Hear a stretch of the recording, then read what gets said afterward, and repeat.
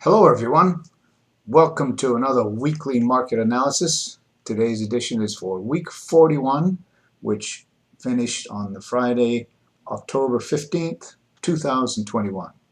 So before we get into the charts, I just wanted to show you I've made some updates to the profitableswingtrading.com site. The layout's the same, the menu's the same, it just appears a little bit different. On the front page, as usual, are all the last 4 weeks market analysis posts. So if you want to go back and listen to a prior one, you can do that. If you want to go back more than 4 weeks, come over here to the select category and pull up the market analysis posts, and you can get them all directly from there. The other thing that I wanted to show you is I want to make sure everybody can get to the stock alerts. Here are the daily stock alerts on this site. And I'm going to post a video, I think this week on, let me get my pen here, on a couple of breakouts that worked very well this week. Let's see, on 1013, Upstart is a very strong breakout. It's up, I think, 15% in the last couple of days. It was identified on the 13th. It was identified here again on the 12th.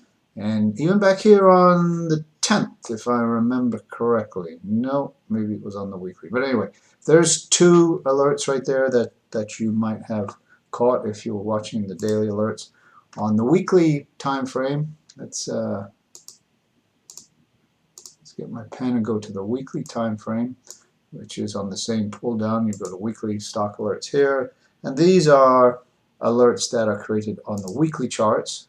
So they might be a little bit more dependable, if you will, or indicate a longer term trade.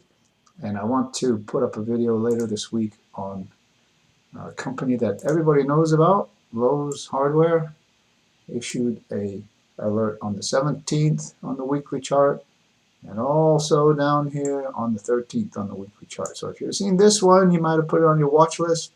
This one was a definite trigger, I think.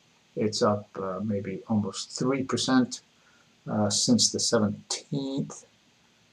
That would be, yeah.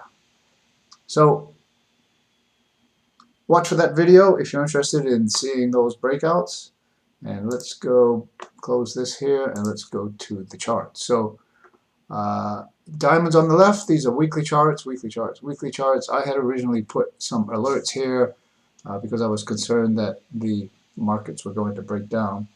But you can see quite clearly that we have broken above, fairly significantly above the downtrend line, which I identified a couple of weeks ago. The volume has not been that convincing, but the MACD is getting stronger, on balance volume is getting stronger. The DMI plus has not crossed the minus yet, so got a little bit of caution. SPY broke out and closed above, and so did the Qs. Broke out and closed above. So all in all, a fairly good week of trading. Most of the action happened on Thursday and Friday, as we can see here if we look at the daily charts. So this is the daily charts. Again, diamonds on the left, SPY in the middle, and Qs on the right. Let me get my pen and I'll point out some things that jump out at me. Two gaps. There was a gap there and a gap there. And I think if you look closely, you will see gaps on all the three major indexes. Those are fairly strong moves. They come on the heels of this rather large downtrend, or the pullback, at least let's call it here. So it's looking like it may be beneficial to tiptoe back in the market with some good breakout stocks. You might expect that after two very strong days, you might expect a pattern here or maybe a pullback to some level of support before we resume again. So watch for that. These are strong moves, but that doesn't mean we're going to continue in this direction. They could easily come back here and build a base before we move up again, because you might say that we're a little bit overbought here. On the Ikimoku chart, the blue line has crossed above the prices on the diamonds, as you can see right here.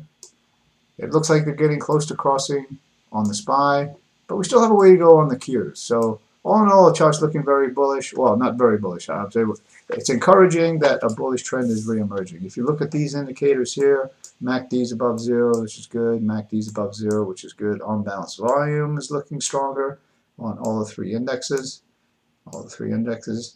And DI plus has crossed DI minus on the Dow, so looks like it might be getting ready to do that on the S&P 500. Qs have a little bit more work to do. So I hope this helps. Please like and subscribe, and you'll get notifications on when these are put up again. I think projections are that earnings per share are still increasing in general across the market. So I think that overall, the 6 months time period, or 6 months best trading strategy, which starts November, could work out very well this year. So I hope that helps, and have a great rest of your weekend.